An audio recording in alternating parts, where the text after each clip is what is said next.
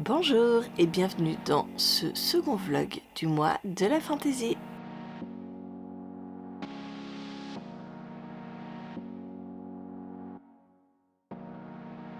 Nous sommes le samedi 18 mai, il est 9h15.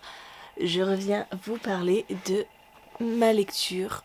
J'ai terminé Cœur de Croc de Arnaud A.L. Piraudon, c'est de l'autopublication. Et ce roman rentre parfaitement dans la catégorie de l'anthropomorphisme, puisque nous sommes avec des animaux qui ont exactement les mêmes sentiments, les mêmes actions que les humains. Ici, nous sommes avec la légende de la geste parfaite, c'est le 3e tome. Nous suivons Emma, Noé, Can et les autres de cette troupe de musiciens dans la ville d'Estivage. La ville d'Estivage est en proie au carnaval. C'est la fête, sauf que face à cette fête, il y a aussi la révolte qui gronde. Le peuple n'est pas content et par là, trois personnes s'élèvent contre la tyrannie et se font appeler les 1000 couteaux d'Estivage.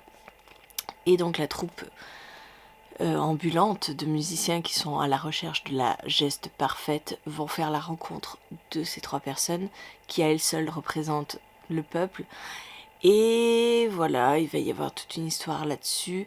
Ce 3e tome est assez palpitant dans le sens où il y a pas mal d'action. Et surtout par rapport à cette révolte qui gronde, au message que veulent faire passer les 1000 couteaux d'Estivage. Et il y aura une remise en question par rapport aux personnes de cette troupe, surtout à Cannes, le Pestira, qui va revoir son passé, ressurgir et pas bien. Voilà, on va en apprendre un petit peu plus sur ce personnage qui est toujours grognon, toujours en colère. On va comprendre justement pourquoi. Donc voilà, on progresse petit à petit dans cette aventure de la geste parfaite, dans cette quête que poursuivent cette troupe de musiciens. On est toujours avec tout ce qui fait la poésie de ce roman. On nous cite des vers. Là, on est sur la balade du Fils des chiens, que Emma essaye de se rappeler, de compléter. On continue à parler de cette quête de la geste parfaite. On progresse petit à petit, même si chaque progression, on a l'impression de faire un pas en arrière. Le découragement ne prend pas le pas encore sur l'espoir. Bref, voilà, c'est encore une écriture très poétique. J'ai trouvé un petit peu plus de coquilles que d'habitude dans ce tome 3. Dans les 2 premiers, je me rappelais pas avoir vu ça, mais bon, ça arrive, que voulez-vous. Il n'en reste pas moins que c'est de très bonne qualité et ben, il faudrait que je continue à suivre cette troupe parce que je crois qu'il y a encore pas mal de tomes derrière. Voilà, c'est terminé pour ce roman-là. J'ai pas encore décidé de ce que j'allais lire après. Il me reste encore, donc j'ai lu 4 des 6 romans que j'avais prévus. Je vais peut-être attaquer une grosse brique. Ça y est, je suis en congé pour toute la semaine, donc je vais peut-être m'atteler à lire une grosse brique. Et puis j'ai de quoi faire parce que j'ai passé une grosse commande. Vous voyez, voilà, une énorme commande parce que Lionel quitte son poste à la Fnac. Donc adieu les 30% de réduction sur les livres. Donc pour faire mes adieux à la Fnac, j'ai passé une énorme commande. Une énorme. Donc ce que je vais faire, c'est que là je vais plier le clic-clac parce que je retourne dormir dans mon lit ces derniers jours. Et je vais tourner un book haul que vous aurez jeudi sur la chaîne pendant que moi je serai aux Imaginales. Allez, je range ça. Quand je vous dis un gros craquage, c'est un gros craquage.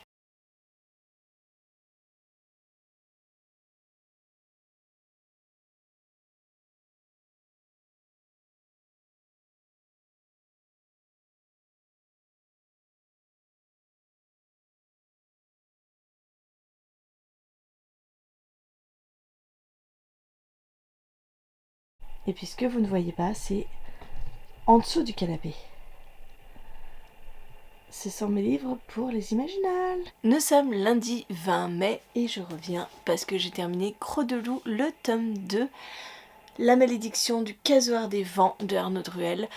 J'ai beaucoup aimé, je crois que j'ai préféré ce tome 2 au tome 1, même si le tome 1 était déjà très chouette. Le tome 2 approfondit ce qu'on connaît de cet univers. Pour rappel, on suit Silas Mèche Blanche, qui est un jeune garçon qui a été recueilli par Elphine. C'est sa marraine, il ne connaît pas vraiment ses origines, il ne sait pas qui il est, mais bon, il s'en contente, clairement, pour lui, tout va bien. Il habite à Casteldor et il fait un petit peu des bêtises comme les enfants de son âge, hein, comme tous les enfants de son âge. Et il va y avoir une concurrence entre les Crocs de loup, un clan ennemi, et Casteldor. Casteldor va organiser un grand concours ou je ne sais plus quoi, où vont s'affronter les Crocs de loup et Casteldor. Et voilà, ça c'était vraiment le tome 1 qui était assez introductif, ça passait très très vite, c'était agréable mais très rapide. Ce tome 2 approfondit l'univers, on connaît déjà les origines de Silas, on l'a appris déjà dans le premier tome. Et il y a un gros méchant, voilà, pire que Alcyon, le chef des Crocs de loup. On a un méchant ancestral qui arrive et qui va vraiment poser l'histoire et donner une quête à Silas. Tout tourne autour de cet œuf de casoar qui promet une malédiction. Voilà, certains veulent s'en emparer, ils kidnappent la fille du roi pour s'en emparer, etc. Et donc voilà, on est encore dans une introduction de l'histoire puisque la quête va commencer après ce tome-ci. Mais c'était très chouette, j'ai beaucoup aimé et puis j'ai hâte d'en parler d'en discuter avec l'auteur aux Imaginales. Donc je vais mettre ce roman dans tous mes sacs qui sont toujours à mes pieds. Et puis je vais finir de préparer tous ces sacs, justement. Je n'ai pas encore choisi ma prochaine lecture. De toute façon, il ne me reste que 2 livres dans ma palle du mois de la fantasy. Il me reste Dark Shores et le 2e tome des Chroniques de Sea West. C'est ma relique de palle, mais je l'ai mis, mais je veux le finir. Mais j'ai beaucoup de mal à me rappeler déjà le premier tome et j'ai trop peur d'avoir occulté beaucoup trop de choses. Il me fait énormément peur, vraiment, ce second tome. Pourtant c'est le dernier, je finirai une saga. Mais j'ai du mal à me mettre dedans parce que c'est écrit tout petit. Et puis je vous dis, j'ai plus beaucoup de souvenirs du tome 1, donc ça risque d'être très compliqué. Donc la logique voudrait que je commence Darkshore, hein, on est d'accord ? Mais Darkshore, je ne l'emmène pas aux Imaginales, donc c'est un peu dommage de prendre un livre en plus alors que j'ai plein de livres que j'emmène pour les Imaginales. Donc je pense que je vais me mettre dans Plein Ciel, puisque celui-ci je l'emmène pour les Imaginales, et au moins il fera le trajet avec moi, et ce sera parfait. Donc, je pense que ma prochaine lecture sera Plein Ciel. Oui, c'est une grosse bricasse, hein, je ne sais pas combien de pages j'ai fait. Ah oui, 640, mais c'est écrit quand même assez gros, donc il me fait beaucoup moins peur que le dragon à la langue fourchue, ou je ne sais plus comment il s'appelle. Et Darkshore, je vous dis, je pense que ce sera pour la dernière semaine du challenge. Bonjour, nous sommes le 21 mai, mardi 21 mai, et je reviens simplement pour vous dire, donc hier j'ai fini Croc de loup, ensuite je suis mis dans des BD, dans des graphiques parce que clairement j'avais pas trop la tête à commencer un nouveau livre. J'ai quand même commencé Plein Ciel, mais j'ai même pas lu le premier chapitre je crois. J'ai quand même lu Médée, qui est cette BD-ci qui traite de mythologie grecque, puisqu'on va suivre Médée, la tant décriée Médée. C'est un intégral, donc il y a je crois 3 tomes dedans. J'ai beaucoup aimé, c'était très très bien fait, et ce que j'ai aimé c'est que on nous parle de mythologie mais on rend la mythologie possible, dans le sens où le minotaure ce sont de simples taureaux, les centaures ce sont des hommes qui ne descendent jamais de chevaux. Voilà, vous voyez, on a rendu réaliste quelque chose qui dans notre imaginaire est fantastique. On nous parle par exemple de Méduse. Méduse qui est représentée sur des boucliers, dans des tasses que l'on boit. Et en fait, Méduse, c'est tout ce qui est... c'est une sorte d'allégorie pour dire que, par exemple, Léger est alcoolique et que sa tentation est dans le verre dans lequel il boit, où il voit Méduse. Bref, voilà, il y a pas mal de choses comme ça. Donc c'était très bien fait et j'ai beaucoup apprécié, autant par les dessins que par l'histoire. J'ai beaucoup aimé les explications en fin de livre qui expliquent les choix des scénaristes sur comment aborder cette histoire, ce qu'on sait de la mythologie, ce qu'ils en ont fait, etc. Bref, très bonne lecture. Donc ça, c'est un livre que j'avais emprunté à la bibliothèque. Le reste, c'est pareil. J'ai lu Le Temps des Ombres, le tome 2. J'avais lu le premier tome grâce à une masse critique Babelio. Je l'ai dans ma bibliothèque d'ailleurs, il faut que je le sorte, puisque Julia est intéressée pour lire le tome 2, mais je lui dis bah non, il faut que tu lises le tome 1 d'abord. Ici, nous sommes dans une BD de fantasy où des villages se font rattraper peu à peu par les ombres. On ne comprend pas d'où viennent ces ombres, on ne sait pas. Et on va suivre une jeune fille qui est l'herboriste de son village et elle va chercher un remède pour pallier à ces ombres qui font des dégâts énormes dans son village. Voilà, les gens deviennent des ombres elles-mêmes. C'est une malédiction, c'est une contamination, on ne sait pas trop. Et on continue à se rapprocher de l'explication dans ce tome 2. Et celui-ci, je vous le montre juste, mais il ne rentre pas dans le mode de la fantasy puisque c'est de la SF. Science-fiction, il s'agit de Renaissance, le tome, je crois que c'est le 5 6 6, voilà, le tome 6. Je termine une saga, pareil, que j'avais commencé grâce à la masse critique Babelio, comme quoi. Et voilà, c'est un 6e tome. J'étais pas forcément emballée au début sur cette saga, et puis au fur et à mesure, j'ai compris un petit peu les tenants, les aboutissants, les enjeux. C'est une grande bataille interplanétaire pour sauver la planète. Un peuple qui vient pour faire bénéficier à la Terre de sa supériorité, on va dire, même si supériorité c'est un petit peu exagéré, mais voilà, ils viennent pour sauver la Terre de ses propres dégâts, et voilà, une grande guerre s'enclenche, et voilà, c'est fini. Mais je ne vous en parle pas plus, parce que c'est de la SF, donc on ne rentre pas dans le mois de la fantasy. J'ai encore d'autres BD, je crois que j'avais pris 10 BD, donc j'ai de quoi faire. J'ai les sortilèges de Zora, qui rentrent plus dans la magie. J'ai Black Sad, le tome 7 et 8, quelque chose comme ça, donc anthropomorphisme à fond. Et puis je ne sais plus ce que j'ai.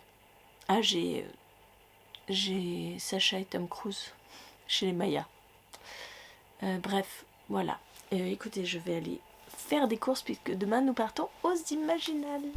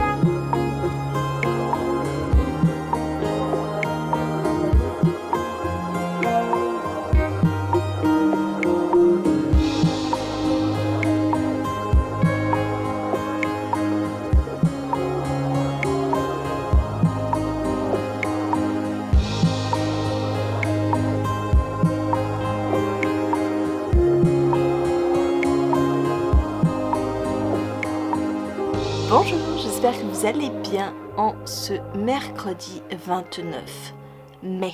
Nous sommes à la fin, oui, à la fin de ce mois de mai et du mois de la fantaisie. Aujourd'hui j'ai monté le vlog des Imaginales, oui on redescend tout doucement de ce super salon avec les images du salon, ce vlog, c'était trop chouette, j'ai adoré. Et je me suis posé la question, est-ce que je continuais le vlog lecture du mois de la fantaisie en intégrant les Imaginales dedans, et finalement j'ai décidé de faire une vidéo à part. Donc cette vidéo que vous voyez, voilà, ça a été ma deuxième partie de mois de la fantaisie. Je vous ai pas parlé de toutes mes lectures parce qu'aux Imaginales j'ai lu pas mal de graphiques. Alors est-ce qu'ils étaient dans de la fantaisie? Non. Les Secrets des Wilson, c'est pas de la fantaisie. Chevaux de foudre, oui, c'est de la fantaisie. Qu'est-ce que j'ai lu d'autre? J'ai lu que ça? Je sais plus. Avant que je parte aux Imaginales, je vous parlais que j'avais attaqué Plein Ciel. Je m'étais fait pas mal de BD avant de partir aux Imaginales. Pareil, hein, des BD que j'avais empruntés à la bibliothèque. Et j'avais commencé Plein Ciel. Ce matin, j'ai terminé Plein Ciel. Voilà. Alors je reviens voilà, avec ce magnifique exemplaire voilà, qui a 3 rubans. Ça se comprend quand on lit le livre. Je reviens avec mon ruban, le ruban que j'ai choisi et qui m'a choisi. C'est mon croquignolet, voilà, grâce à Siècle, qui nous fait piocher dans sa petite trousse à ruban, le ruban qui nous correspond. Donc voilà, ça c'est mon ruban, tout coloré, tout multicolore. Et donc j'ai fini Plein Ciel ce matin. Qu'est-ce que j'en ai pensé ? Quand j'ai commencé Plein Ciel, c'est vrai qu'on est à plusieurs niveaux de lecture dans ce roman. Il est assez complexe. L'univers en soi est assez complexe. Et en fait, on commence à suivre Ivoire au niveau de son atelier. Ivoire est une coryphée, c'est-à-dire qu'elle supervise des petites mains. On est dans un atelier de couture, avec des mesures qui est le grand patron, le maître. Et donc Ivoire est la coryphée, elle gère un petit peu tout ce qui est création, elle gère les petites mains qui font de petits travaux. Et Ivoire a une particularité, elle est albinos. On est dans un univers où les gens ont une couleur de peau noire. Voilà, on varie dans différents noirs, marron, ébène, etc. Et Ivoire, comme son nom l'indique, c'est un nom qu'elle s'est choisi elle-même. Elle est albinos, donc elle a une peau blanche. Et voilà, ça lui attire pas mal de désagréments, même au sein de sa famille, elle est complètement rejetée. Alors que sa famille est quand même très influente, mais elle est cachée, puisque c'est interdit à une famille de cette caste d'avoir un enfant nain ou à la peau de lune. Voilà, donc il y a quand même beaucoup de choses autour de cet univers. Donc on retrouve Ivoire dans son atelier. Et après, quand on est bien installé dans l'atelier, quand on commence à comprendre les rôles de chacun, on envoie Ivoire à Plein Ciel. Plein Ciel, c'est un petit peu comme la capitale, là où tout se passe. C'est un univers dans l'univers. C'est une machine énorme. Et alors qu'on était bien dans ce petit atelier, que c'était cocooning, on se retrouve dans ce truc énormissime où chacun a un rôle différent, où tout est décuplé. Et j'avoue que c'est compliqué parce qu'il y a beaucoup de personnages. Après, c'est ce qui fait la richesse de l'univers. Vous avez à la fin du livre la liste des personnages et la liste est assez longue. Mais elle peut aussi vous spoiler. Donc je ne vous conseillerais pas d'aller voir cette liste de personnages parce que vous allez être spoilé sur des révélations qui arrivent bien plus tard. J'ai beaucoup aimé cette lecture, c'était très addictif, même si parfois j'étais perdue entre qui était qui était quoi, parce que on a le nom des personnages, on a sa fonction, on a aussi un surnom, on a aussi... En fait, un personnage... on le définit de plusieurs, même de 3 ou 4 manières. Donc, des fois, je me disais, mince, attends, lui c'est qui c'est le chef d'orchestre? Ah oui, mais le chef d'orchestre, c'est tel nom. Ah oui, mais en fait, c'est le même, mais que l'autre. Ouais, il y a des fois où j'étais perdue. Mais il a fallu que ça s'installe et c'est très très riche. On a la révolte qui gronde sous les traits d'un personnage avec un chant, parce qu'on est dans le domaine de l'opéra, on est avec des cantatrices qui, si elles ne chantent pas comme il faut, si le moindre couac arrive pendant la représentation, ça se répercute et il arrive une catastrophe dans la vie. Bref, voilà, toutes sortes de petites choses qui impactent la vie du peuple. Et voilà, c'était très très chouette. Et quand on pense que c'est fini, non, il y a encore un autre rebondissement qui arrive. Et quand on pense que c'est bon, ce rebondissement est fini, il y a un autre rebondissement qui arrive. Et on perd des gens au passage. On n'hésite pas à les pendre, à les crucifier, à les égorger. C'est violent, mais franchement, c'était très très bon. Très très bon. J'ai passé un très bon moment avec cette lecture parce qu'elle m'a surprise. Elle m'a fait des nœuds au cerveau, hein, clairement aussi. Il y a une histoire d'amour, mais elle ne prend pas trop de place. Bref, il y a tout ce qu'il faut dans ce roman et je suis très contente de l'avoir lu. J'avais un petit peu des doutes quand j'ai vu que c'était autour de l'opéra, de la musique. Moi, je suis pas forcément quelqu'un qui vit dans la musique, hein. Moi, j'aime bien le silence. Et puis bon, l'opéra c'est quand même quelque chose de très particulier, une classe assez distinguée, c'est pas la musique qu'on trouve à l'écouter les coins de rue. Voilà, donc j'avais des a priori et je suis très contente d'avoir lu Plein Ciel et d'être allée au-delà de ces a priori. Très très bon roman. Ensuite, je vais lire, mais celui-ci je ne l'aurai pas fini avant la fin du mois de la fantaisie, puisque la lecture commune commençait lundi. Nous sommes mercredi, je ne l'ai pas encore commencé parce que je voulais finir Plein Ciel. Mais je vais lire La Première Née. C'est Piketty Bookin qui propose cette lecture commune. Tout le monde n'avait pas reçu son exemplaire, donc tout le monde le commence un petit peu à des moments différents.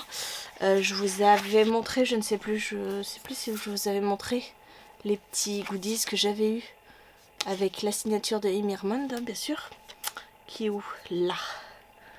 Voilà, Amy Armand a signé. Pareil. Petite signature sur chacun. C'est un peu bavouillé là. Et donc, La Première Née, il me fait très très envie. En plus de la lecture commune de Stéphanie, je vais aussi le lire avec Marilyn et Sabrina. Les comptes Instagram, je vous les marquerai là. Je ne sais pas combien je vais en lire. Je ne sais pas si... Bon, je pense que je pourrais le finir et vous en parler. Et puis on clôturera le vlog comme ça. Voilà. Là, ce vlog-ci du seconde partie du mois de la fantaisie, c'est surtout des avis et lectures que je vous ai proposés, puisque je vous ai pas trop pris en dehors de ça. Mais voilà, il y a eu les Imaginales entre-temps et c'était trop chouette. Allez, je vais me mettre à la lecture, sachant qu'il est 19h. Oh, il faut peut-être que je fasse à manger aussi. Peut-être aussi. Bonjour, nous sommes lundi 3 juin, il me semble. Et je reviens pour clôturer ce vlog. Oui, le mois de la fantaisie est terminé, vous l'avez compris, puisque nous sommes le 3 juin. Et je viens de finir à l'instant La Première Née de Amy Armand, qui était la lecture commune du mois de la fantaisie. J'ai dévoré cette dernière moitié. Je n'arrivais plus à m'arrêter et c'était tellement bon. Je pense qu'on est sur un petit coup de cœur parce que vraiment j'ai adoré cette histoire. On y suit pas mal de personnages sur une longue durée. Je ne m'attendais pas à ça, je pensais qu'on était sur une même temporalité. Mais non, en fait on suit Alba qui est la seule fille née depuis de nombreuses années dans le royaume. Il y a une malédiction qui court, tous les enfants nés sont des hommes, il n'y a pas de femmes, et dans les clans, ça commence à devenir très problématique. On commence à faire des raids pour aller chercher des femmes d'autres pays pour pouvoir engendrer des filles. Mais bref, Alba est née et son père était chef de clan, il a été proclamé roi du fait de ce miracle, une fille née enfin. Et on a assigné à Alba un protecteur, Bear, qui est un enfant. Il a que 7 ans quand Alba naît. Il n'a que 7 ans, mais il a tout de l'homme. Il est fort, il est puissant, il est prodigieux. clairement. Et on va suivre Alba et Ber qui vont grandir. Et on va suivre toute cette problématique avec cette malédiction et bien d'autres choses. Au début, je ne savais pas trop parce qu'il y avait quand même pas mal de personnages et puis c'était assez glauque comme histoire. Il faut bien l'avouer, on commence sur un chapitre qui vous révolte totalement avec un personnage, donc le père d'Alba, qui est détestable, mais vraiment une enflure de première. Et voilà, on va suivre leur vie, on va apprendre à les connaître, on va voir leur amour se tisser. On va voir d'autres couples se former sans qu'ils puissent se former, je ne vous en dis pas plus, bref c'était magnifique, j'ai adoré et en fait ce premier tome se termine donc je ne sais pas ce qui va être proposé dans le second tome mais j'ai clairement hâte de retrouver Ber, Alba, alors Dagmar, Fantôme, tout cela, tous les chefs de clan qui ont participé à cette guerre contre un ennemi commun, contre leur propre malédiction. Il y a un système de magie fait de runes. On a des personnages hyper attachants. Je me suis vraiment beaucoup attachée à Alba et à Ber. Bref, une super histoire. J'ai adoré, une très bonne fantaisie. Bien sanglante, parce qu'il y a certains passages qui sont affreux. Bref, j'ai adoré cette fantaisie et j'ai hâte de pouvoir continuer et de lire ce second tome qui peut-être sera sur d'autres personnages parce que là je vois pas trop sur quoi on pourrait continuer, donc ça se termine clairement. Si vous avez peur d'une fantaisie qui traîne en longueur, non, ça se termine. C'est quand même assez lent au point de vue du récit, mais ça se termine en apothéose avec une bataille finale épique. Bref, voilà, vous avez eu mon avis, je termine sur un coup de cœur, je suis ravie de ce mois de la fantaisie. Il y aura juste 2 livres que je n'aurai pas lus, tout le reste a été lu, j'ai même fait des découvertes en BD que je ne comptais pas lire et puis finalement voilà, ça s'est présenté. Bref, merci Stéphanie pour cette super édition. Et puis moi je vous fais des gros bisous, je vous souhaite une très bonne journée, de très bonnes lectures et je vous dis à très bientôt pour une nouvelle vidéo.